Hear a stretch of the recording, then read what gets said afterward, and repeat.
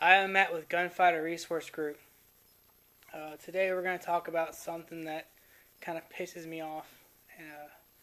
I touch on this in some of my classes. If you've been to them, you'll hear this speech whenever you come.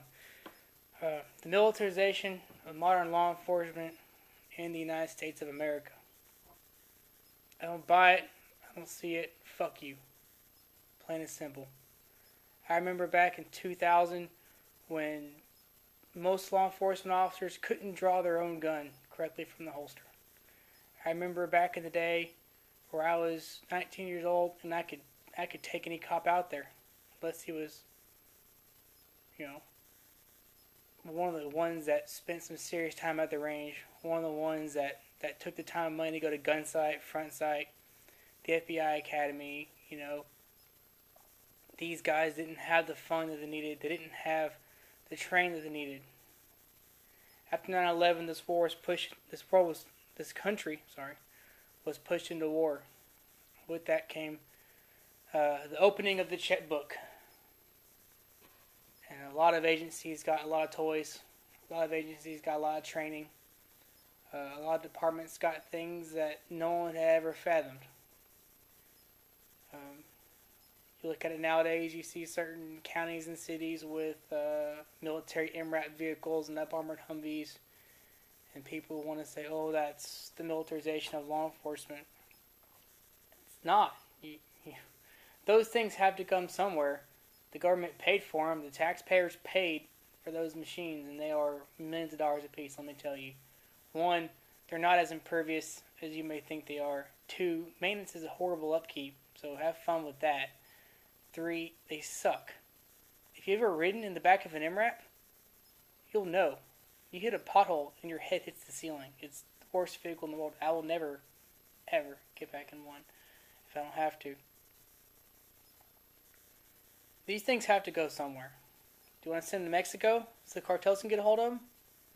Do you want to send them to Egypt? Hey, let's give them to Iraq. Oh wait, ISIS already has all of our shit we left from Iraq. So let's just not send them to Iraq.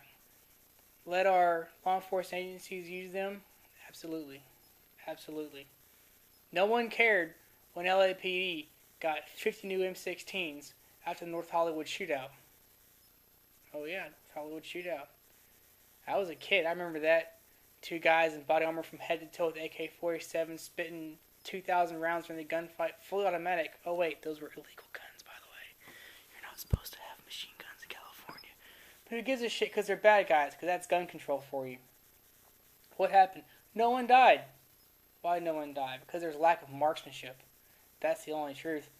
Law enforcement wasn't ready for it. The SWAT teams were God knows how far out. They didn't have the proper equipment. Cops still had 9mm and shotguns.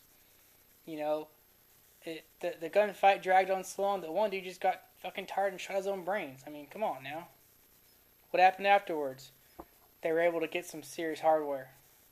Right? We learned a lot of lessons. Law enforcement has learned lessons, learned the hard way. Look at Columbine. Before Columbine happened, or when Columbine happened, actually, there was an active shooter situation. The police held off a cordon for the SWAT team to show up, the Special Weapons and Tactic teams, the teams that were trained to handle the situations. They showed up and cleared out. But what happens the whole time that they're getting ready? They're still killing people on the inside. So tactics changed. It was a hard lesson learned, and they changed. After 9/11, law enforcement started getting better training, better equipment, better gear. It works better, guys. You see a cop with a plate carrying AR-15, so what? I have a plate carrying AR-15. I got friends in Missouri. I got friends in the SWAT team in Missouri. I got friends all over that state. I know for a fact they have AR-15s, semi-automatic. Hey, look, it's just like this one. I tend to hear more griping out of the pro-Second Amendment groups. My kind of people. Right to carry groups. Oh, the modernization of law enforcement. Oh, they've got military weapons. Most of them don't. I've worked with a few departments that have machine guns, but that's kind of a rarity. Most of them have standard AR-15s. Texas State Trooper have AR-15 Bushmasters. They're semi-auto. You can't have it both ways. Either it's a nasty, dirty military weapon and no one should have it but the military, or it's an AR-15 and we use it for sporting, recreation, target practice, and home defense. But guess what? The cops get to use it for the same thing. Let's talk about Ferguson, Missouri, since that seems to be the big thing right now. There is no defined tactics to fix a riot. There's not. We don't have riots that often in this country. The tactics adopted by modern law enforcement dealing with riots have their roots in the Napoleonic doctrine. Rows of men lined up to physically push people out.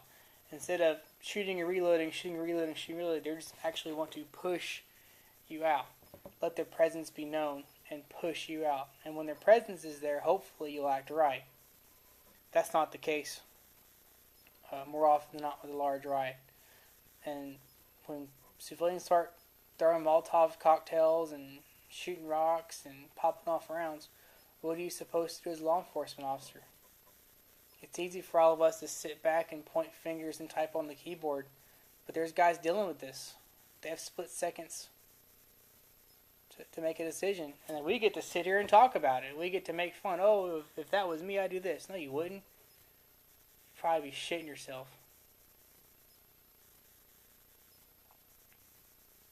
There's a lot of problems in this country. Do law enforcement kill a lot of people? Fuck yeah, they do. There's been quite a few unarmed people killed. White, black, Hispanic, Asian. Hey, I remember that one dude, he was naked. A naked unarmed guy. White guy was killed by a cop. There was no riots. There was no looting. No attacks, no rapes, no throwing rocks at police officers. There was protest, sure. But that's what you're supposed to do. Peaceful assembly. That is constitutional. We are protected. Not to say that the cops won't line up in their gear just in case. It's life. If I walk down the road with my AR-15, cops are going to show up and talk to me. That's just life. You can't go around throwing riots just because. And you can't dictate to the police officers how to do their jobs. They're doing the best they can. All right. I'm Matt from Gunfighter Resource Group. Have a good day.